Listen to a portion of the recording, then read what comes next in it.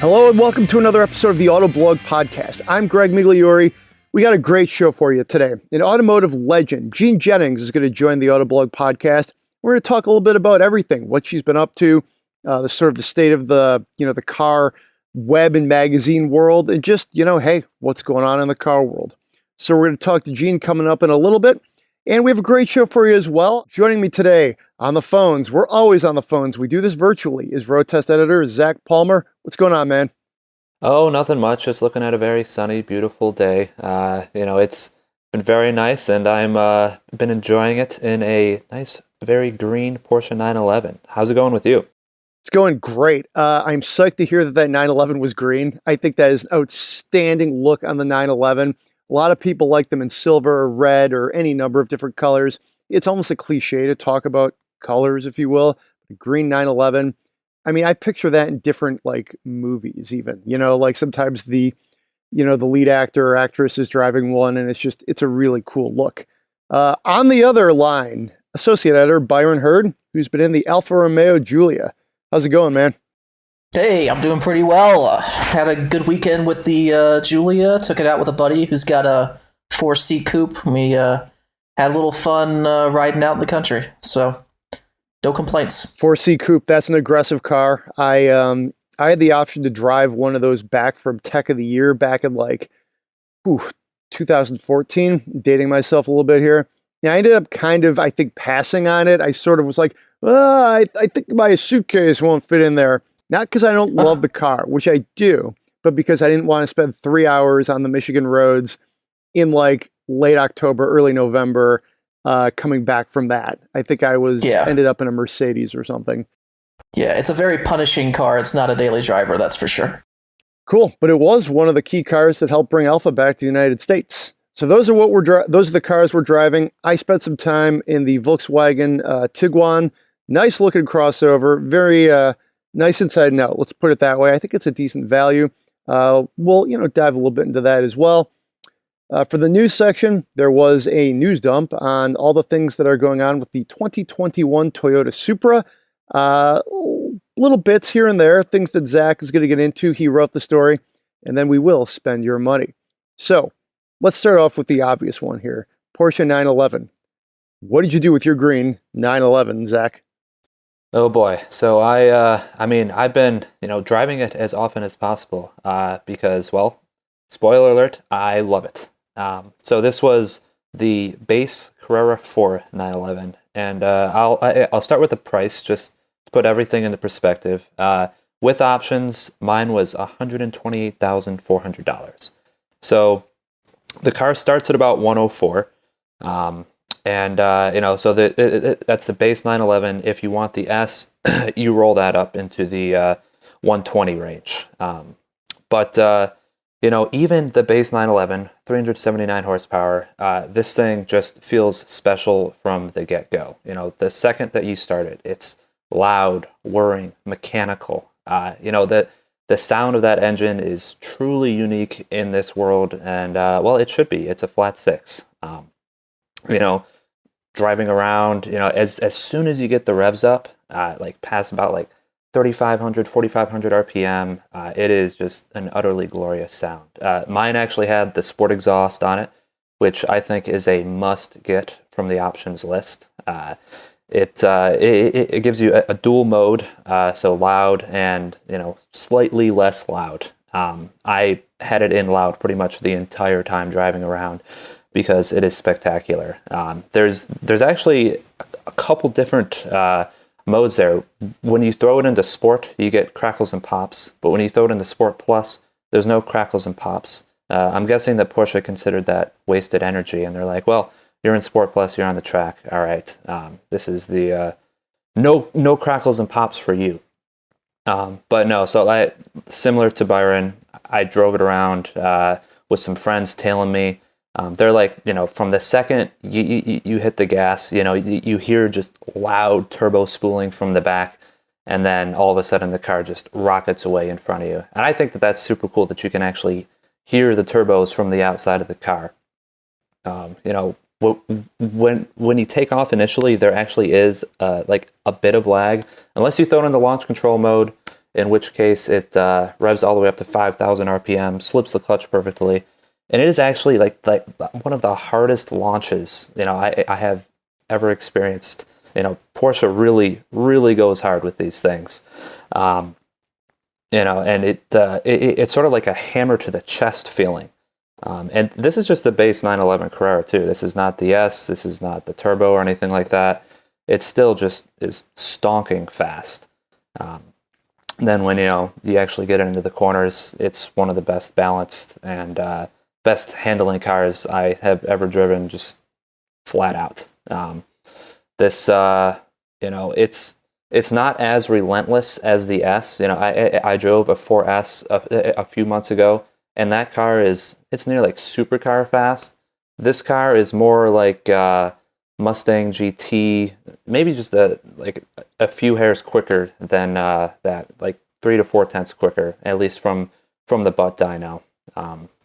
But just like spending time inside this thing, it feels like a $128,000 car, from the outside, from the inside. Greg, you love the green. I love the green too. It's called Aventurine green. And it's sort of like a mossy, earthy green color is the best way that I would describe it. Like out in the sun, it has a real sparkle to it, and you really notice it.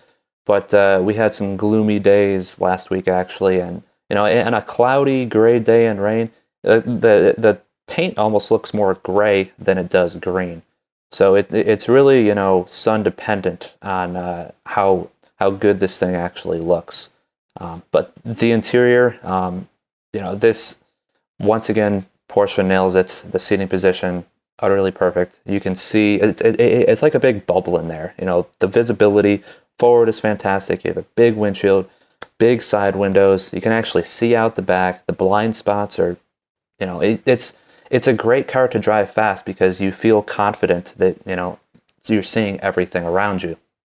And then the actual interior design kind of reminded me of the 1979 Porsche 911 SC that my dad had when I was younger. I actually learned how to drive stick in that car. But from the second I look at it, it's like the dash design, the door design. It is really the shapes and like the actual look and feel of the interior. It still kind of has that old 911 look to it, even though it's been translated into this super modern sports car with big 10.9-inch touchscreen and digital displays on the dash. You still have the 5 gauges in there. It's all very simple, elegant. It reminds you of the past, but doesn't kind of stay in the past. And it's just downright glorious to drive. Like I said, it's I spent as much time as I possibly could in it over the past week. The only thing that would make me hesitate about this one is looking at the price of the new C8. I am very interested in trying that one out and seeing if it is 90, 100, 75% of the car for close to half the price. So seems like a really good comparison we should maybe pursue. That's exciting. I think there is something about, I think, a 911 that really just carries that, I don't know, just that aura that might make me want it in a way that I would prefer it over, any Corvette. And I really like the Corvette. I like the new one. I think is going to be brilliant. I haven't driven it yet, but I do think it's going to live up to the hype. And it probably is a better value. When you look at the price of the new C8, that's a screaming deal, man. So, I feel like Chevy's always going on that, value proposition. But there is something about a 911. Now, obviously, I didn't drive this one, but every time I drive a 911, I come away with the feeling that there is no substitute. I'm always kind of taken with it, not only with the current car, but with the history. You can sort of feel the bloodlines in it. When I was talking about that shade of green, one of the reasons I like it so much is there is a 1968 912 in the movie Spy Game that Robert Redford drives, and it's a really Cold War era sort of plot. It's a good movie, but he drives it. He drives it when he like quits, I think the CIA or something. And he drives out of the parking garage, and I think he's being tailed. And you just watch him, and you're like, oh man. I mean, that is just like the definition of cool. And, you know, the 911 captures that. I think the 911 in green to really continue on this verdant tangent, you know, continues with that vibe. It's subtle and it's so cool. Byron, I'm sure you've driven 911s over your long career. What do you think? Last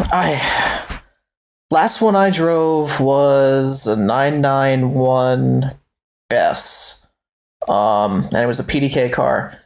And I actually got to take that one out onto the track. And yeah, it's one of those cars that just communicates everything to you immediately. You never feel like you're out of touch with what the car is doing at any given moment. And it empowers you in a way. It gives you this feeling that with that machine, you can do anything you want. And it's comforting and it gives you confidence.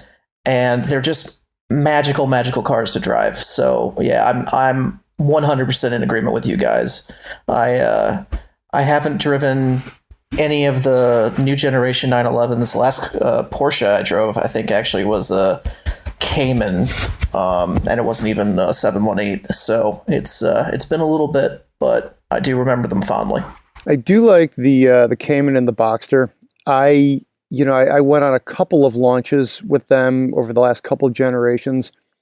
Engagement cars, I think they're really handsome. They're lean cars. They're taut in a way that maybe the 911 it's just proportionally, it's a bigger car now. And I think, that has, caused some issues with purists, but cars are bigger now. So, I mean, I think that's just a point you sort of have to concede with the evolution of, car sizes. The 3 Series isn't as small as it used to be 30 years ago. I mean, that's just how it goes. But when I say, hey, there is no substitute, that's why I always keep coming back, because I feel like as enthusiasts, we like to make these arguments like, well, what about the Cayman? What about the Boxster? What about the Corvette? Well, look at how brilliant a Miata is and look at how much that costs. So, at the end of the day, I do think there's better values, 100%. But if you want a 911, and I've said this before and spend my monies and on the podcast and I've written about this, you kind of got to get a 911. You got to do it. Yeah, no, I 100% agree with you. I mean, it's possibly, it always has been the standard for sports cars. And, every time you get back in it and drive it, you're reminded again, oh, yeah, there's a reason why it is the standard for sports cars. Anything you drive, a Mercedes AMG GT, anything, even in that price range, you come back and hop in a 911 and you're like, yep, this is how a sports car is meant to be. These people designed it, for people who love to drive, enthusiasts like us, and they hit the nail on the head pretty much every single time. So I think we're really in agreement on the 911. Next week, tentatively, I'm going to be getting an NSX. We were talking about this, Zach, this morning, or at least Autoblog's going to be getting one. And I feel like that's another car that my approach is like you get into it, you really try and drink it in and like sort of obsess, if you will, over the definition of it. Another car with a brilliant history, a lot of chapters in it. It's just a really interesting car, again, that you want to sort of immerse yourself in and connect with and drive for fun. But a model that I think is going to be a bit more divisive, at least it is in the segment, is what Byron has been driving. That's the Alfa Romeo Giulia. Why don't you tell us, spec it out. What are you driving, first of all? Which variant, if you will? All right, so I've got the big one, the 4 Cheese, the Quadrifoglio. It's MSRP on it. I'm not sitting in front of the window sticker, but it's about 90,000. It's pretty well loaded up. Has just about everything but a sun or moon roof, I think, just based on what I got to play with. And this is the updated version that has the new 8.8-inch touchscreen infotainment system, which doesn't really replace, but kind of augments the old rotary dial setup that was in the old one. It has new interior trim. The steering wheel coverings are new. It's got a nice soft leather finish on it instead of that like 2-piece with the weird kind of gap running the circumference of the wheel. They've made it feel a lot more upscale, premium, less like an entry level pretender to the luxury sedan segment. It still has all the feel of the previous year. Like, it's still visceral and emotional and exciting, and it's one of those cars where when you're driving it along at normal speeds, you don't feel like you're moving. They've actually really gotten that piece of the formula down in a way that you don't necessarily expect, because Italian cars aren't necessarily known for being super refined. They're exciting and loud and a little rough around the edges, and you like them for that. But this walks the line a lot more effectively than I thought it would. And this is the most time I've had behind the wheel of one of these. The last time I drove one was at a really brief media intro event, and I really only got a chance to take it on track for a little bit. So having some time to spend with this, it's really opened up my eyes to just how complete of a package it really is. And it's really made me want one, which is dangerous. So this is the 505 horsepower engine, which is really a brilliant engine. I think it's so much fun to drive. Just to kind of really, dive deep into that. What did you think about it? I always think it sounds pretty good. I believe it's Ferrari derived. I'll use that air quotes. But that's sort of like Ferrari's engines are getting quite derivative, if you will. I feel like, Maserati, Alfa, they're all kind of borrowing parts of it. But what was the feel of that motor? It's very responsive, and it's very sleeper-ish. Like, especially if you leave the car in the normal driving mode and you don't mess with anything, you just kind of cruise along. It's quiet. It doesn't really intrude. They added acoustic laminated glass this year, which I think actually reduces a little bit of the engine and exhaust noise that you would have gotten previously, which in a way contributes to the refinement of the engine because you're not getting as much of that feedback. But it revs beautifully. It never feels like it's in the wrong gear. The powertrain tuning is perfect. It might be derived from a Ferrari engine, but it doesn't feel like one. It feels like an Alfa engine or like a more robust Fiat engine. It has that same kind of almost roarty feedback that you get from like a 500 Abarth or from a 124 Spider Abarth, but it's just dialed down to the point where you feel like you're in a luxury car, but you can still call on it for that ferocious power delivery when you really want it, and it'll be there. There's no hesitation. It just goes.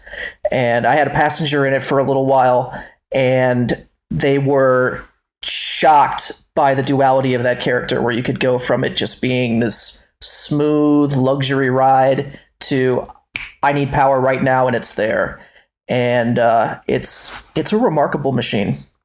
I think there's so many things I like about the Giulia. I think it's really a great design statement, especially in the higher trims like the Quadrifoglio. I love the clovers on the front quarter panels. I think that's kind of a neat feature. I think this is a great car for Alfa Romeo. The question is there really that much of a market for this sort of C segment sedan? Is it really going to take Alfa where they need to go? I don't know if it's done enough for them, but it's, I think in some ways, a very brilliant halo car because it is so good at what it does. And it sounds like, I haven't driven this version, but it sounds like they've addressed some of the shortcomings, namely that infotainment, which was a nightmare the first time they, sort of rolled it out. This 8-inch screen, is that essentially Uconnect, or is that a different one? So no, it's still not Uconnect. In fact, most of the functionality really kind of carries over. In fact, I found when just cruising along that it was actually easier most of the time to use the rotary knobs still than it was to try to use the touchscreen.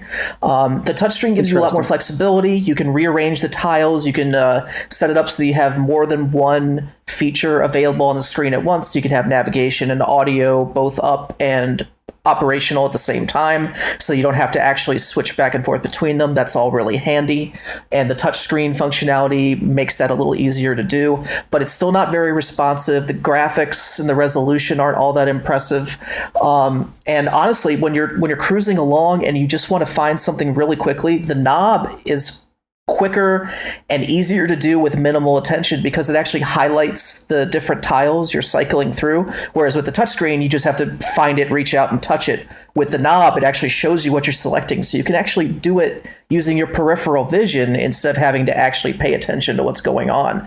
But they did add a lot of extra features. It's got a Wi-Fi hotspot now, over-the-air updates for the infotainment firmware. So theoretically, they could make this system better even for people who are buying right now. In a year or 2 years, they can introduce an update that actually streamlines it. So I'm not saying that they're promising that. In fact, I haven't even asked them whether that's on their radar. But it's something to consider if you're actually in the market for this car, but you were turned off by some of those features with the earlier model years. Cool. Where would you put this in the segment?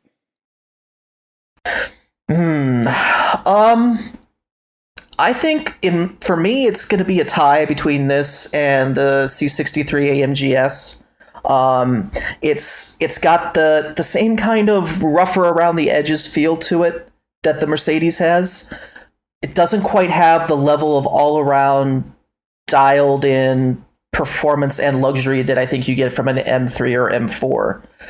But it's so close that it's really down to personal preference in this segment. Maybe you're an AMG person, maybe you're an M person, maybe you've just been lusting after Alphas for years and you wish they'd come back and now they're here. It seems really cliche to say there's no wrong choice, but they're all so good that it really does come down to the one that speaks to you the most in this segment. I don't think there is a wrong answer. Zach, where would you put this in the segment? I'm curious. I would buy the Giulia over all of them, honestly. I am not one to get hung up by some of the less nice materials or the lack of a fantastic infotainment system. And I completely understand like why somebody would go for the C63 with Mercedes grade infotainment system, or maybe like an Audi RS5, and those things are super luxurious inside and very nice. But I think the ultimate like driving, like the most savage, best sounding, best driving experience is the Alfa. I drove a 2019 Quadrifoglio last year, and I just fell in love with that thing. So yeah, that's one that I'd like to drive, and it sounds like they've helped it along a little bit this year. It's definitely not still going to be as refined as when BMW comes out with a new M3 and M4, or really as refined as the Mercedes and Audi, but it's closer now, which might be able to be the last thing to get people over that fence. Plus, I've been looking out there, and Giulia Quadrifoglios are definitely getting more discounts than the others, so you can probably pick one up a lot cheaper than you could a C63S or an M3. I would probably put the Giulia ahead of the M3. I just think from the driving experience and the looks, I think it wins hands down. It does start to fall a little short in the interior, and even Byron makes the case the infotainment is better, but still probably not quite what we'd like it to be, especially when there's a wonderful one that its FCA siblings use and would probably work just as well in the Alphas. Though I have heard things about that maybe it's not as adaptable as we might think. I digress. And then for me, it would come down to the Alfa or the Mercedes. And, it could go either way. I think the Mercedes is an all-around better car just because Mercedes right now are consistently excellent. C63 is right in that discussion.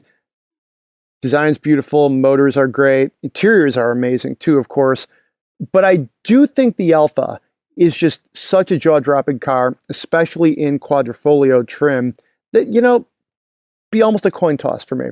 So, very cool car. Anytime I've been able to drive a Giulia, it's really easy to sort of, you kind of overcome some of the things about it that you're like, why didn't they do this, or why did they do it that way? But just, you get to drive an Alfa Romeo in 2020. It's like, that's a great thing, So with that, we'll leave it there and just transition kind of to the consumer portion of the drive section. I spent some time in the 2020 Tiguan. It was the 2.0T SEL Premium with the R-Line finishings on it, which is nice. It had 4Motion all-wheel drive. So, it was pretty nicely equipped Tiguan. Tiguan, I believe, stands for Tiger Iguana, if you want to dust off that sort of smash up of the words from a while ago. It's, it's, I don't know, fun probably isn't the right word, but it's a very nice crossover. I think it's, certainly competitive in the segment. The 2-liter and then the 8-speed automatic, that is what they call Tiptronic, is, it's a pretty nice powertrain. The interior was okay. I wouldn't say even in like premium R-line trim, it's about like what you'd see on like, a Ford in the titanium trim. It's probably nicer than, basically any Chevy you would really get. It's up there with, some of the nicer interiors in the segment. This one was black leather. And then it was gray. Let me see if I can find the thing. Gray metallic exterior. So handsome vehicle inside and out. The last couple times I've driven Volkswagens, so I had I almost called it the Tiger Iguana. I had the Tiguan last week, and boy, that'd be an awesome name for a car, right? Like, I'm going to take the Tiger Iguana to go get my essential groceries and prescriptions. Anyways, I had that, and I had the Jetta week or two before. So I kept coming away with this impression, like, man, these are like diet Audis. Like, you're getting almost like they even look, I think, how Audis used to look maybe, 10 years ago or so. It's like Volkswagens are dressed up with these creases, these lines, especially when you get into the higher trims, like the flashy wheels, you get more LED lights. And it's like, at a glance, obviously they're Volkswagens, but you can also make the case that these feel more premium, I think, than they did maybe 10, 15 years ago. And I think that's an interesting, sort of thought exercise, because Volkswagen, and I'll give a hat tip to Jeremy Korzeniowski, who brought this up, our consumer editor. He mentioned this a couple of weeks back on the podcast. Like, Volkswagen kind of used to be this like premium thing, and now they're really not. They're just like mainstream brand, and that's fine. With the Atlas, with crossovers, it's just they want to sell cars and SUVs and all that. But maybe in the 80s and the 90s, they did try to act like, hey, maybe this is your like stodgy professor car, or your like somewhat, upper crust, upper class car that like you could drive a Volkswagen and it might not look out of place in some like nicer neighborhoods, even though they weren't that much more expensive. So this is a really long-winded way of saying, I feel like Volkswagen is starting to feel a little bit more premium after driving the last couple that I've been in, the last couple weeks here. So I think that's probably a good thing for them. I think they've gone through a bit of image crisis lately. Dieselgate isn't really what you want people to think of with your brand. And this is a good opportunity for them to reset. I mean, I think one thing that's, I don't know, it's not a good or a bad thing. It just is the coronavirus has taken up so much of the oxygen that anything that was happening, like, you tell me what the big story was February 1st, and then is anybody thinking about it right now? Dieselgate to me seems like a generation ago. And the lawsuits, I think there's still some of them out there. So I think there's an opportunity for Volkswagen to kind of say, hey, you do have this premium vibe in these sedans and these crossovers, and the Tiguan, the Tiger Iguana, and the Jetta have felt that way to me. So yeah, no, I totally agree with you there. When you get like a brand new Tiguan and its highest trim level, it really does feel like a diet Audi, as you termed it. The interior has decent trim in there. The leather's nice. The actual just design of the car feels more upscale than, say, a RAV4 or a CR-V. You feel like you're getting something that is just slightly higher on the echelon of niceness. So yeah, they've done a good job with design. Their tech in there helps too. They have the full digital dash with a pretty competent infotainment system as well.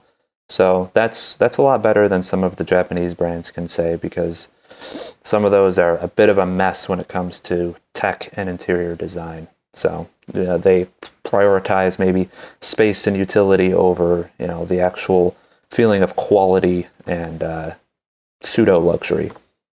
I will say this: I think the value proposition on this specific one, kind of loaded up. It's not great. It's 40 grand, a little bit over. That's a lot for a Tiguan, to be honest. Yeah. I don't know. There's other vehicles you could get. You could step into some actual luxury territory for that kind of money. Now, you're not going to get as many bells and whistles as this one had, but, and again, the average transaction price is usually quoted as about $37,000 for new cars in the United States. That was, of course, before pandemic times. So it's a reasonable price. I'm not saying it's not fair. I'm just saying it's a lot of money for Volkswagen Tiguan. It's sort of like the same mental calibrations we make every time we test like an Escape Platinum or something. And you're like, oh, wow, or Titanium. And there's everything on there, but it's like, oh, geez, that's not cheap, So, yeah, I wish I could say I did a lot more like handling and aggressive driving, but it was a Tiguan. So, I didn't do too much with it. Went to get gas for the lawnmower and was able to get some seat time in it. I guess we'll leave it there. But getting back into the more exciting side of things, basically a news dump on the Supra. Zach, you wrote this up this week. Take us through just some of the highlights. I guess that's the best way to do it. Yeah. So, we got in a teleconference press conference because we don't all gather in big newsrooms these days and have big presentations shown to us. So instead, we got on a phone call with Toyota, and they gave us a few tidbits of news about the 2021 Supra and basically what they're up to. Some of the more important news that we heard there is, that Toyota is going to keep improving the Supra like year after year after year. We saw that initially when the 6-cylinder already has more power. They completely retuned the suspension, but it sounds like Toyota's just going to keep doing that. It was brought up in the call like, hey, if you keep making these large wholesale changes to the car, like is that gonna upset the apple cart with some of the customers being like, hey, I bought this 2020, now the 2021 has 14% more horsepower and all that stuff. And it's something that I suppose we're just gonna keep seeing as Toyota. They really want to keep making the Supra more attractive every single year. And to that end, even more Toyota performance. Jack Hollis, was the guy running the call, the VP and GM at Toyota Group. He also mentioned that there's going to be more GRs coming to the US. So we have the GR Supra. He didn't say which ones, but sort of teased that out there. We had heard that before, but it's great to hear that it is still on track. That's going to be happening. And then we also got a few little tidbits about the relationship with BMW. Now we all know about the massive sharing of platforms and the relationship going on there. It's a lot of BMW under there with Toyota doing the final tuning, and Toyota basically confirmed that hey, it is still working with BMW on every iteration, all the tuning. They have people there in Munich all the time, that are continuing to develop this car as the years go on. Which that was just like an intriguing tidbit to me. The fact that all these engineers, it's going to be they're there for the long haul with this whole project and trying to make it better. And then the last tidbit that I learned there was like when we're actually going to see these cars, and this also again goes back to the coronavirus because of course the plant Magna that builds the Supra is currently shut down due to coronavirus. So weirdly enough, Toyota managed to get 400 off the line, the 400 of the 2021 model year cars off the line. They're all inline sixes, and they'll actually be going on sale in June. But the 4-cylinder has not gone into any sort of production yet, and won't until probably July. So there'll be sort of like a dual launch with the like a small number of 2021 inline sixes coming first. So if you want the updated engine, you want the updated suspension from a 2021, there's a very small supply that you can get initially, and then you'll have to wait a while, probably mid to late fall for the 4-cylinder. So that's the long and short of the 2021 Supra and what we learned at Toyota's latest press conference.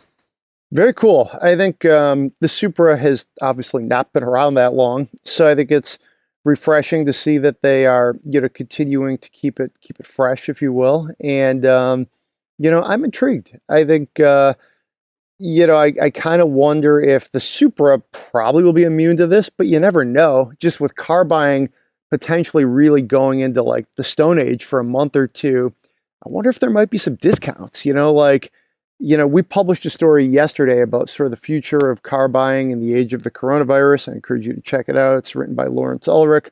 Very well done. Noted freelancer, used to be the auto critic at the Detroit Free Press, in fact. And he's got a quote in there where it's like, if you're in the market for a car, it's going to be a great time to buy. And I know that's a little cheesy, if you will, but I mean, for enthusiasts, where I sort of extrapolate that and translate that to is like, hey, you want to get a Supra. Again, there may not be any huge discounts, but like could be low financing. This is your chance to maybe sort of get into that dream car, that if it's just normal non-pandemic times, you're not going to get a chance to do. The more power thing I think is cool. I think, obviously everybody, wants more power in their car. So that makes, I think that's a logical move for them. And I do think production constraints are going to be an issue for Toyota and of course every other automaker. So we'll see. No, that point about the discounts, I was actually looking at Supras on Auto Trader and other car sites just randomly, like about a week ago, just because I was curious about that. Like, hey, what kind of discounts are on sports cars these days? Maybe there's not big discounts on the C8s, but what about the Supra or the Civic Type R?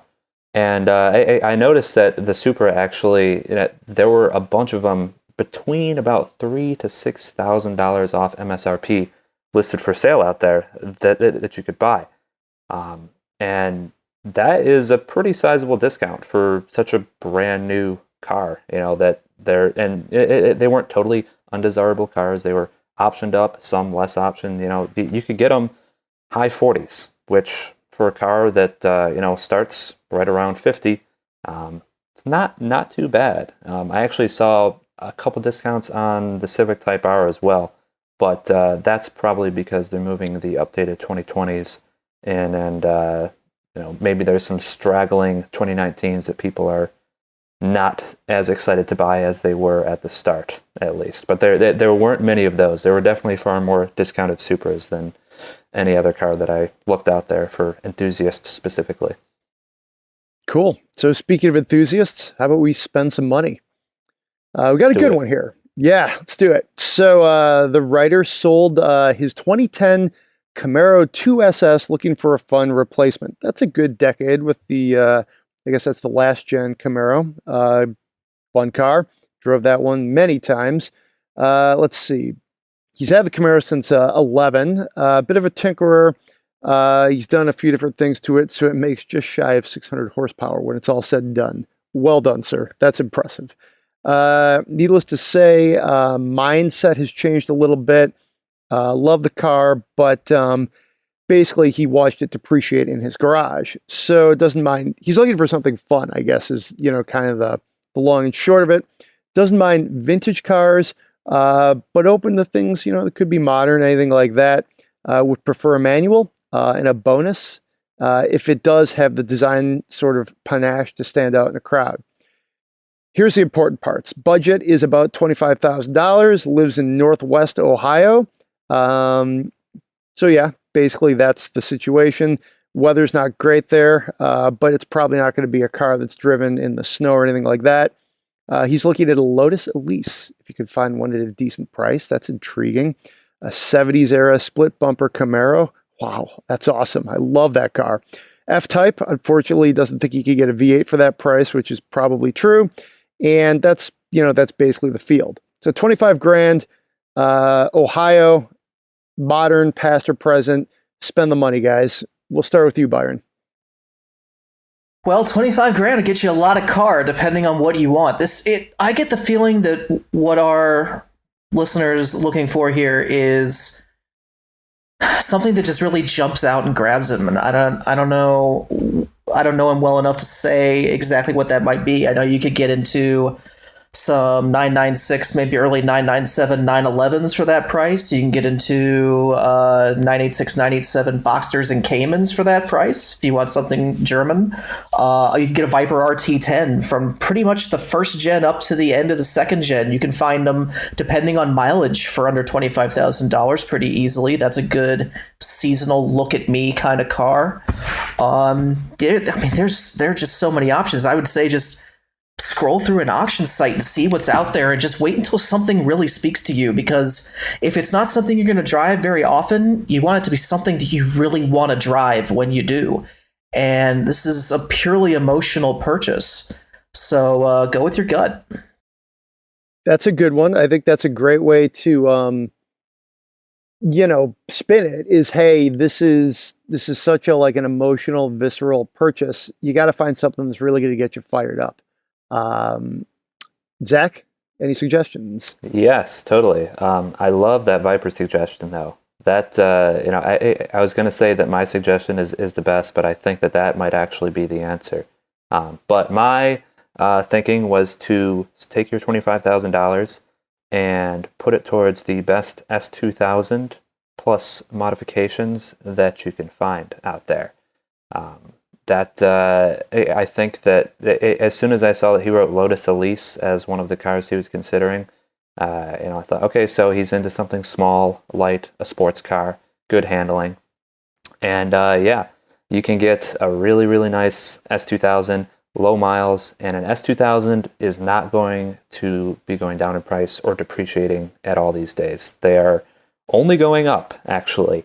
So that will solve your big depreciation problem, and you will have a great time doing it. If you want to, put a little more money into it, maybe don't spend all $25,000 on the purchase. You can get a supercharger, get a nice exhaust, do some suspension modifications, and you can take that car to the track and have a blast with it. So if you're not going to buy the Viper, which I actually think that might be the most fun that you could have for around that price, then the S2000 is the one. Cool. Love all of those suggestions. For this, I would probably think Porsche. I have friends who have bought sort of early to mid 2000s Porsches, and they've enjoyed them. They're fun cars. And you can still get a decent deal on them. Just kind of looking through different sites here. You could get an 01 Cabriolet for about 22. That's not bad. This one's very handsome looking car. Sort of that turn of the century Porsche 911. Maybe go with the Cabriolet just because, hey, why not? It's convertible. It's fun. That would be, I guess, be my official answer. But what I would also do is spend a week just on check out the Autoblog listings, shameless plug, but get on Bring a Trailer, get on Auto Trader, just have some fun. Because to me, this, just the search would be a lot of fun here. So, but yeah, I mean, I'm still thinking kind of Porsche. I could see an older 3 Series, you could get for considerably cheaper than that, actually, depending on how many miles you're willing to take. A lot of different things you could do here, but that would be my answer. Look for maybe a 15 to 20-year-old Porsche 911. Consider a Cayman or a Boxster too, maybe. Those can be a little bit cheaper, so there's that. But yeah, that's where I would land. So joining us now on the show is Jean Jennings. I like to call her the incomparable Jean Jennings. You will remember her probably for all of her time at Automobile Magazine, one of the co-founders of that legendary book. Also, of course, spent some time at Car and Driver, and Jean was a taxi driver at one point. Really interesting career, spans a lot of different generations. Definitely check out her work. But welcome, Jean. Thanks for joining us today. It's nice to hear your voice. Only voice I've been hearing is my husband's and my dog's barking. All right. I'll take that as a compliment. My dog is asleep, so that's a good thing. No, it really is good to hear you.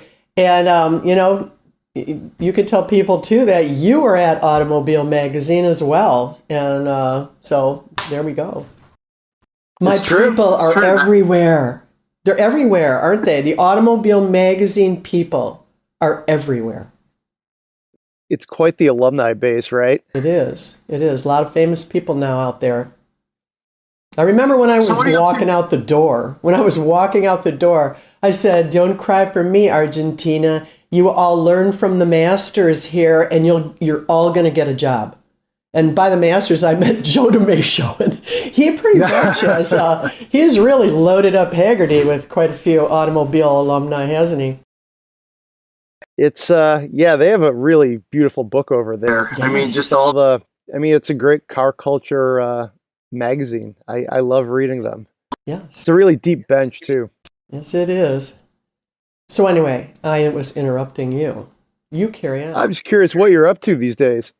Well, for the last year and a half, I've been working on a race car museum in Florida. And that has been the most amazing turn of a career that I could never have imagined. So it's the Brumos Collection. Brumos was the unofficial Porsche racing team for America because they didn't officially race in America, but they backed this dealer group, which was owned by Peter Gregg, one of the most famous road racing drivers of all time. He was an amazing driver.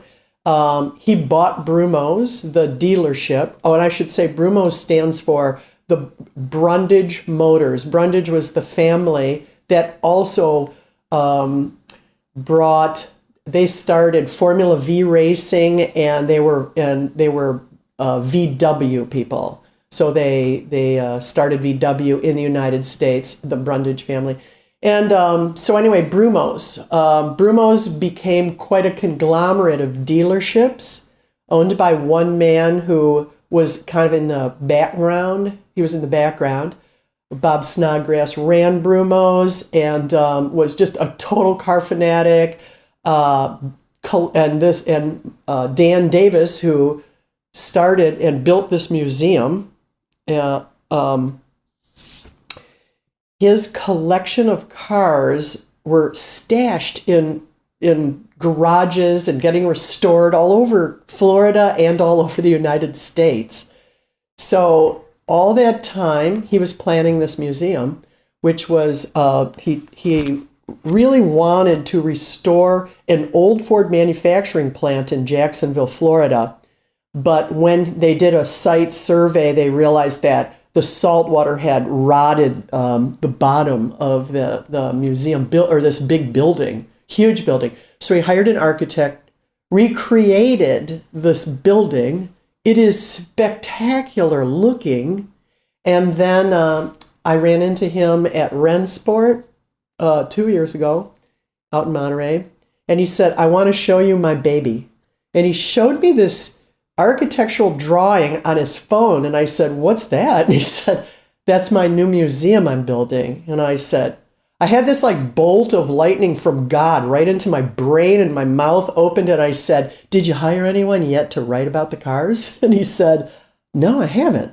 And then he apparently got the same bolt because he said, "You want to do it?" And I went, "Oh yeah, I want to do it, and I have plenty of time." So that's how we came together. And within a couple of months of that conversation, I was down in Jacksonville, and we were talking about it, and that was that. I pretty much moved in, so I spent the last polar vortices in Jacksonville, thank God. And summer was a little, that was a little buggy. There was a snake or two, but I'll tell you what, that job has been.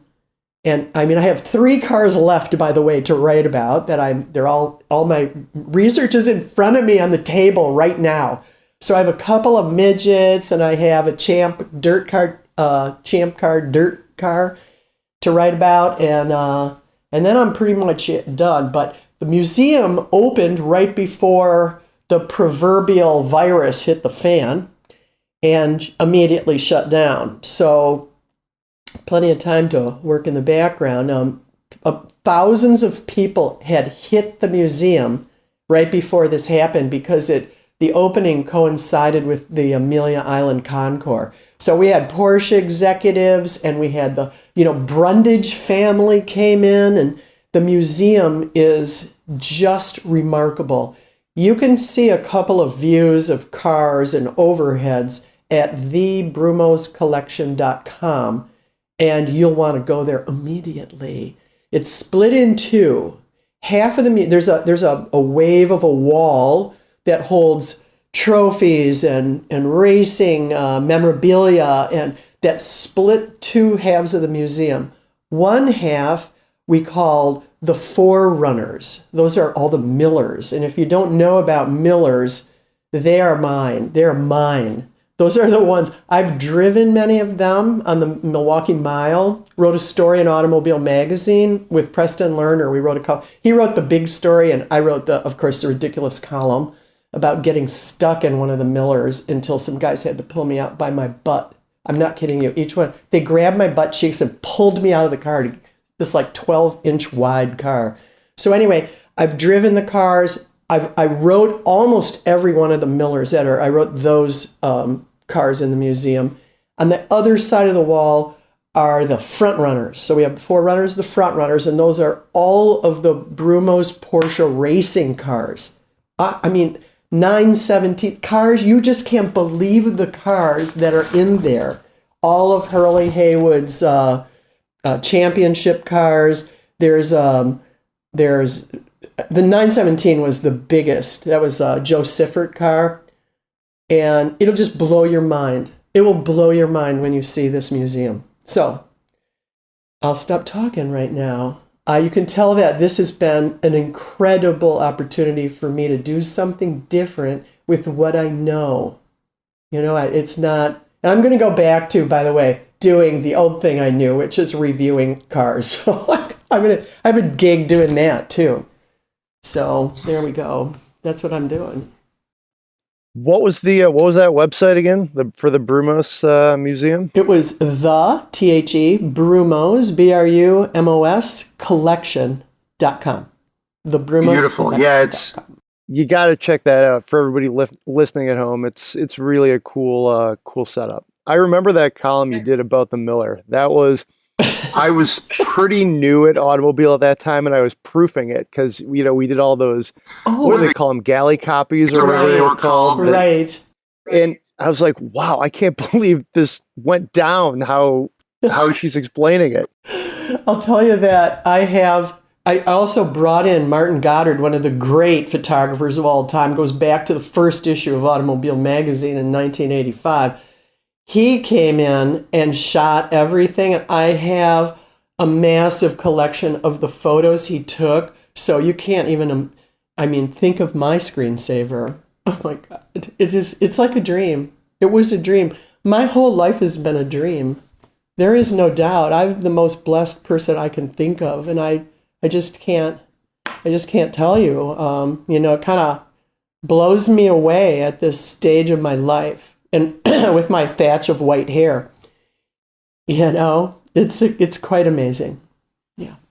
Autojournalism, I think, is a great it's one of, I think, the professions that is really just like the craziest mix of like being in the right place at the right time, of course, skill, but also just kind of like things bouncing the right way, and sometimes they bounce the wrong way. But, I feel like other fields are way more linear. They're more organized in how you advance. But sometimes it really is just how, things kind of shake out. It's just how, this is a profession of art. It's an artful thing. You have to have, it's very hard to hire the right people. So, what you need are people that love and know cars, and they can write. They can't just be good writers. We've tried that. That doesn't work. We've tried famous writers, and, they write a story and you're like, oh God, they don't know. Anybody who loves cars and reads the story the famous writer wrote is going to go, oh my God, what has happened? One good one, one fabulous thing I nailed was Jerry Seinfeld writing 2 stories for us. So that was the perfect one because he loved cars. I sent him to drive the press trip in Europe for the Carrera GT. So I couldn't go. We were all doing our 10 best that week, and it was horrible. So Eddie Alterman was working for me then, and he was sitting in my office when I had Seinfeld on the phone. And I said, hey, we've been trying to put something together for you. How about, there's this, a new Saab coming out, and I want to send you to the Saab Museum. And he goes, Saab? Are you kidding me? I went, okay, how about the Carrera GT? And he went, now we're talking. So I said, unfortunately, that press trip has come and gone. The U.S. Press trip is gone. So I'll have to put you in with the Croatians and, all the Eastern European group. And he said, okay. And I said, no. And he goes, I'll fly. And he said, I'll fly private. And I said, what? What does that mean? He goes, I mean, I'll hire a plane and fly there. You don't have to set up my plane. And I said, I'm not paying for it. And he goes, of course you aren't. And then he arrived back in the States, and I was getting off a plane in LA for something. My phone rang, and he just said, that was amazing. And I said, okay, let's talk about your deadline. And he said, deadline? Who could sleep? It's done. I was blown away. I mean, he was my ultimate hire. And then I had to beat on him to get another story out of him. And then he finally said, why do you think I've quit Seinfeld? I don't want to work. So we had our moment in the sun. I don't know where that story was going, but all my stories, you know, Greg, all my stories are like that. They all just go somewhere where I'm not. I don't know, from the depths. It's a great story. I'm reading it right now on February 04. This is one of the archives that you can, from Automobile. It's a long history that you can actually just find by doing some Googling. And really? This is a heck of a story. I don't know about that archive. Send me that link before we hang up today. I will absolutely do it. It's quite the piece of writing. Are you talking about Jerry's? Yeah. It's not my his review, amazing. It was amazing, wasn't it? We laughed the whole time. That really worked. Yep. That we had him on the front cover. We had him once before when he and I first met. And it was during the earthquake in California, in LA. And I was supposed to be going to the VW studio in Oxnard to see that Concept 1 Beetle. And I was at the auto show when it was revealed at the auto show, and I got back to the office, and Amy Skogstrom, the managing editor who now runs Porsche Panorama, she's the managing editor there, she said, hey, you're not going to believe this, but Jerry Seinfeld called here looking for you, and it was 7:00 at night. And I said, what? And she said, oh, and please forgive me, because when he said first of all, he said, this is Jerry Seinfeld. And I said, really? And he said, really? And he said, is Jean Lindemood there? And she said, I'm really sorry, Jean. But then I said, why do you want to talk to her? Nice one. Nice one, Amy. So I called him back, and his secretary, whoever answered the phone, said, he wants to talk to you right away. And he said, I saw that VW on the cover of USA Today on the front page. Did you see it? What's it like? And I said, well, actually, I am going to Oxnard to talk to the VW guys and drive that car, kind of. And I said, you want to go with me? And he said, you know something? I never get to do anything I want, but I can do this. I'm free right then. Then came the earthquake. So he came anyway. I went anyway. It was pretty lumpy out there. And he brought his first girlfriend, Shoshana Lonstein, who was kind of crawling all over him, and the whole time, like the way those 19-year-olds do. So anyway, he interviewed them. He interviewed Frank Saucedo, who was leading the studio, and I just recorded it. And it was hilarious. And that's what I ran. And then I put a picture of him on the cover, and he called me later and was furious. And he said, "Are you the picture you put on the cover, I look like an idiot." And I said, "Are you kidding me? Are you joking right now?" And he said, "No, I'm not." He said, "You have ruined my dream. I always wanted to be in an automotive magazine. I was so excited, and you've ruined it for me." And I went, "Oh my God. Do you remember seeing it?" And I said, "Have you ever seen Absence of Malice, where Sally Fields writes this terrible story, and the girl that she writes it about, wakes up in the morning and runs across all the lawns, picking up the newspaper, sobbing, and then kills herself?" And I said, "Did you ever see that?" He goes, "I did." And I said, "Well, it's already been printed and I can't pick them back up." We didn't speak for 10 years. And it was wild. And then we all got over it. And, so we've had a good relationship since then. Okay. That was pretty intense story. Sorry. I think the headline is just the time you sent Jerry Seinfeld on a press trip. I mean, there you go, right? Yeah. I mean, boil it right down. So I killed my lead. Eddie was in the room. And buried the lead, maybe. Yeah, I buried the lead. I didn't kill it. I buried the lead. Eddie's sitting in my room, just, languishing as usual, and in my office. And so I'm talking to Seinfeld. He's all excited. And Seinfeld goes, "What's a press trip?" And Eddie goes, It's like hanging out with people you can't stand." I said, "It's like a fabulous vacation with people you can't stand." I was like, "Oh, that's nice." That's real nice. Well, he was a little sharp then.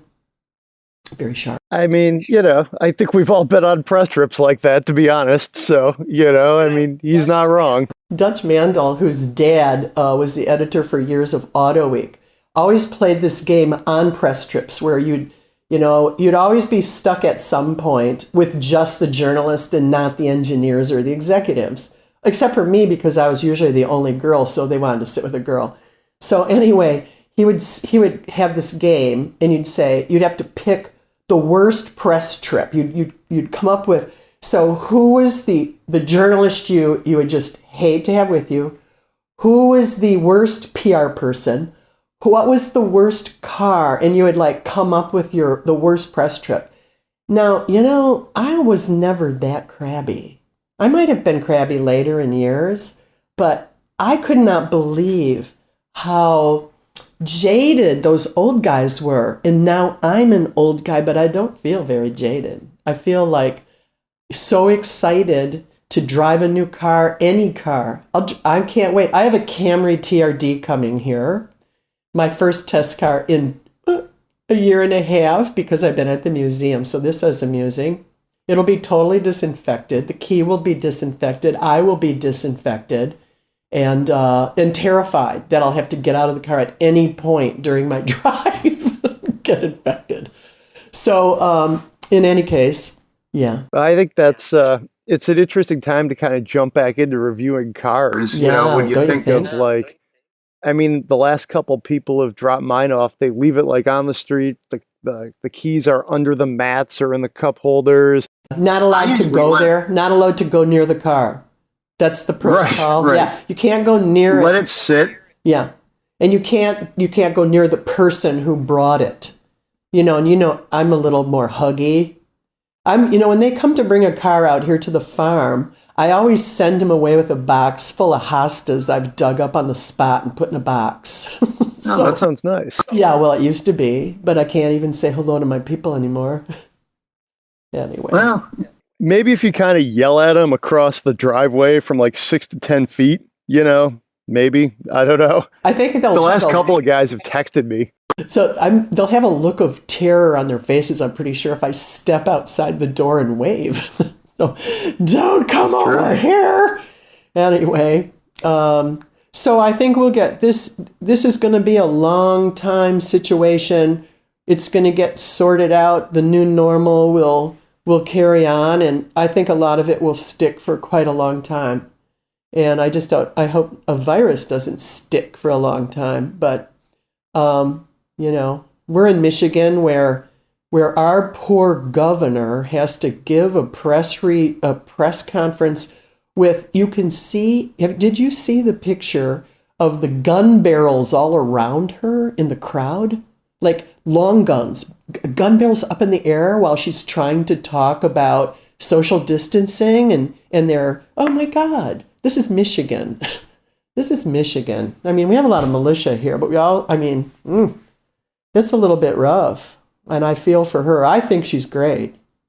I decided to figure out this minute Trump called her that woman in Michigan. So anyway, I'm paying attention. I'm paying attention because I'm diabetic, and I think you don't want to mess with any of that stuff. You just want to get through to the other side. That's how. Wash your hands, right? Just keep washing your hands, and I'm of an age. You wash your hands enough, and the back of your hands get really, really shiny. I mean, super shiny. There's no epidermis or any dermis. And that it's as smooth as a baby's butt right now. Really? You wash your hands as much as I do because I have dogs. You have a dog, don't you have a dog? I do. She's a 3-year-old golden retriever. Oh my God. I had 11 golden retrievers in my time, and they're so sweet and nice. And they're perfect for your little boy. They both get along. They had a good wrestle last night before they both went to bed. So oh my God. It's good. They're friends. Very nice. So what kind of cars are you looking forward to getting back into? Well, I have an Acura Nsx coming on Monday, I think. Shut the front door. Right. Yeah, it'll be fun. I'll have to, Clorox it and all that good stuff. They do it, but then I do it too. So, little OCD here, but so it'll be fun, Oh my gosh, yeah. That'd be great. I'm looking for something exciting like that. Yeah. Yeah, this one I think is just getting back into the fleet, so that'll be cool. And then I have an MDX currently at my curb, which I've been ignoring for a few days. But I'm going to go do some errands in it today, some essential errands, let's put it that way. And, all that good stuff. Well, I'm going to go in slow and steady. Yeah. Slow and steady. And I don't really care. I'm going to be writing reviews for Amazon Autos. And so they're going to be consumer-facing reviews, pretty long-form consumer-facing reviews. They're a little interesting to find. It's like Amazon Autos /vehicles. I couldn't find it at first, and I was supposed to be writing for them. So Amazon Autos /vehicles, and they have zillions of reviews on there. So I'm going to add my 2 cents shortly and surely. Very cool. I didn't know that was a thing. Yeah, I'm going to come up with some. I have to pack a few stories off to you. That's what I'm going to do. Yeah. We need some vile gossip, I think, right? I'm actually chomping at the bit to do some vile gossip because I was foolhardy when I announced that I would be writing a book in the year 2020, and we're moving right on through 2020. So, you're going to be the recipient of the early stories that will end up in my book. How's that? I think that sounds like a pretty good deal. I like it. Okay. All right. I'll get back to you on that. In the meantime. All right. Well, I think that's about all the time we have. So we'll thanks for joining us, Jean. It's good to catch up. It's good to hear all the latest goings on in your life. Very interesting. The dogs. The time you sent Jerry Seinfeld on a press trip, that's like literally you're the only guest on the podcast who can have that kind of story. So thanks so much for joining us. It's really good to talk to you. Thanks for inviting me. I'm so relieved that it was audio only. And, another time I might present my white hair. So all right, there we go. Greg, have a great day and take care of your family. Wash your hands, you filthy animal. And all you filthy animals out there, wash your hands. Don't stop washing till you can see your own face in the back of your hands, like I do. And I'm going out to take the stray dogs right now and hope they haven't torn up the bedroom. But you know what? All they do is crawl under the covers when I'm not there, and then look guilty when I walk in. And they're like, oh, God, black hair everywhere, you stray mutts. Okay, all good, Greg. Take it easy. Thanks, Gene. Good to talk to you. Bye-bye. Bye now. All right, guys, it's been a fun show. Lots of enthusiast material here. It's been fun checking in with you guys. And we'll leave it there. Please send us your Spend My Monies. Please rate us on iTunes, Google Podcasts, anywhere you get your podcasts. Be safe out there, and we'll see you next week.